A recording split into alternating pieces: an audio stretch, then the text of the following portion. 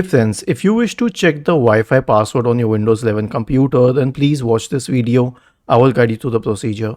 Right click on the start button and select settings from the menu. Now go to the network and internet tab on the list on the left hand side. In the right pane, select Wi-Fi. Click on your Wi-Fi network. Then scroll down and click on view, and then you'll find your network key here. Now this is for one network. If you're connected to some other network, then here's how you can find the key. Click on the system tray, select this, and then connect to the other network. And when you connect to the other network, although it will need a while, return to the network and internet page, click on Wi-Fi, click on that network, scroll down and click on view, and you'll find the network key of the other network. Now this is for builds up to 23H2 and before.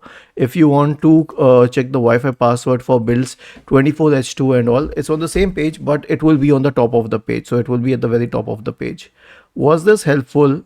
If yes, then please subscribe to the channel, and if not, then let us know in the comment section of this video on how we could help you further. Thank you for watching this video and have a nice day.